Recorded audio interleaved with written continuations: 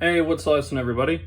Chris Peck with CAC Knives here for another knife review / knife overview video. It's been a few weeks since I made a video. We had a funeral on. I've been kind of busy, so haven't been able to get to one, but here we are.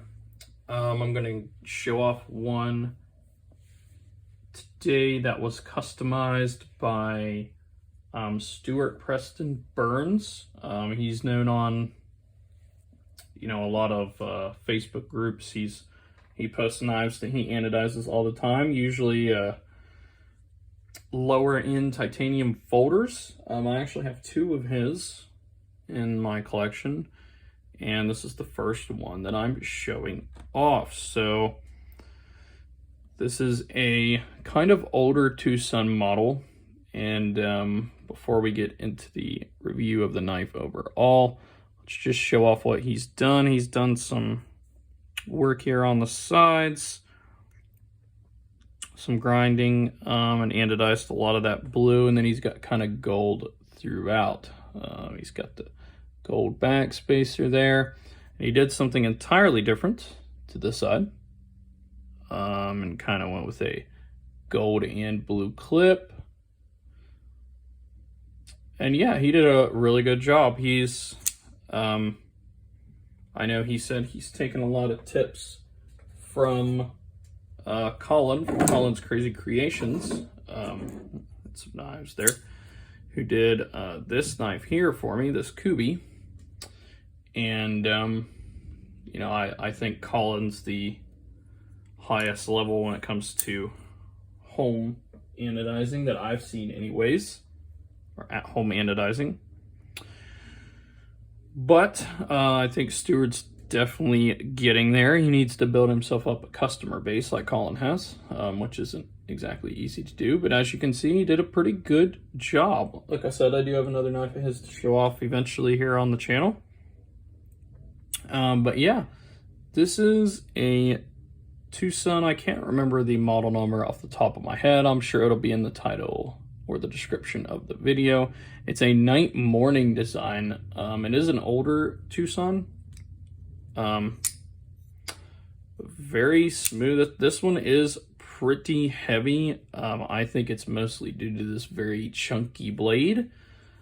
So yeah, it's pretty heavy. Frame lock on bearings like all the other two-sons, but again, should get past that T-temp ball, of course.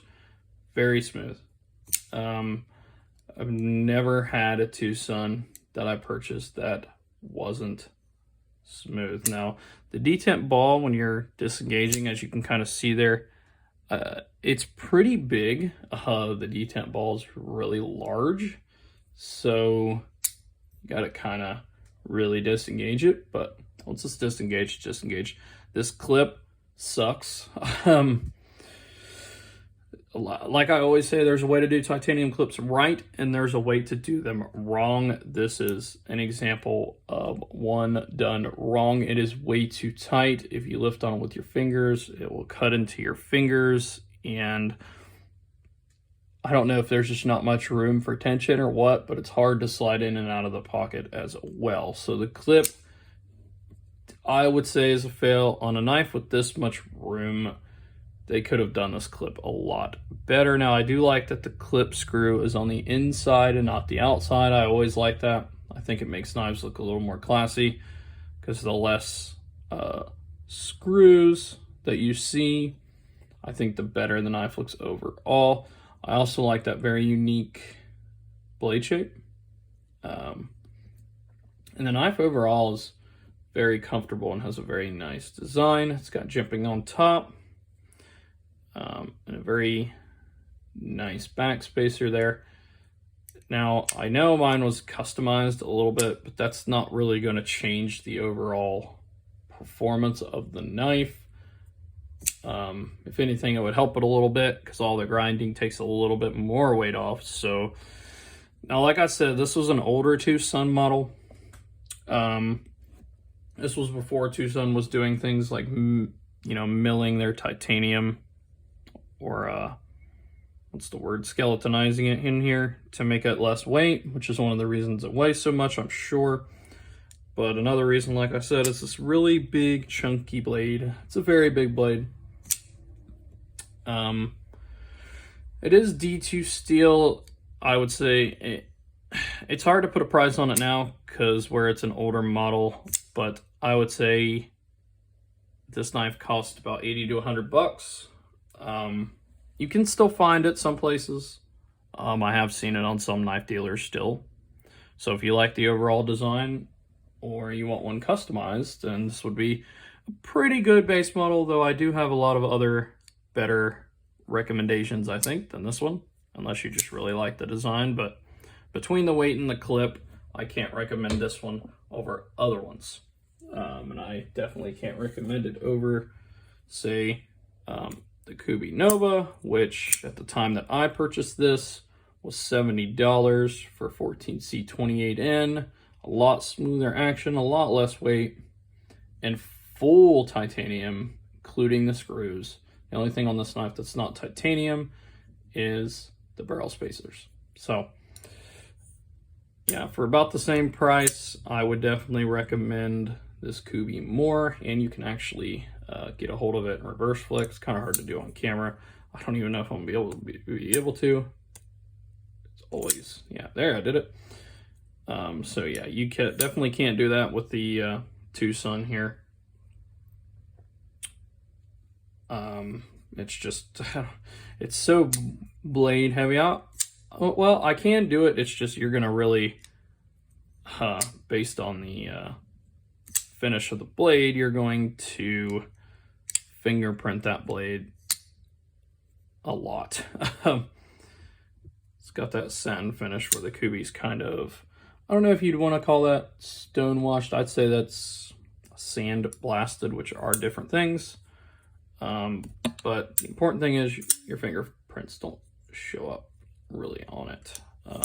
I prefer stone wash, but beggars can't be choosers. I can't always get what I want on all the knives, so, you know, to each their own. Let's get some size comparisons of this Tucson here. Let's go with the Tenacious. It's a pretty long knife, as you can see. Let's go very different size for both of these. The CRKT Pilar. Let's go ahead and bring out the Elementum and the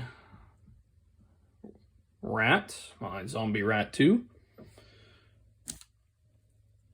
Oh, hit the camera there. I do apologize.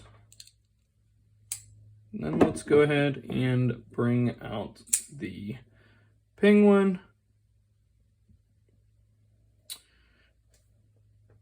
And let's bring out something I don't bring out very often, this Ifengro here, which is a very large knife, of course. But yeah, the Tucson, I like the Tucson. I don't think it's top tier. Overall, out of 10, I'd probably give it like a 7 for the knife. 10 out of 10 for his anodizing job, but for the knife design and function and price and all that, I would say it's about a 7, maybe even a 6. Man, I'm hitting the camera a lot today, ain't I, guys? I do apologize for that. There's just so many more I'd recommend over this one, and I mean, it just is what it is sometimes. 6-leaf, which I'm kind of confused about the 6-leaf brand. I don't know if they're a Tucson brand or not. They kind of sell together. So, but, you know, as another good point with this Tucson here, we can bring this QSP back out here. This QSP was customized by a USA anodizer, and you know, it has 154 cm blade steel with better bearings. Granted, the knife is a little smaller, but it's barely more expensive, and I think it's way more worth its price. Its weight's a lot less. The clip is a lot better. Also titanium. And yeah, this thing's $110.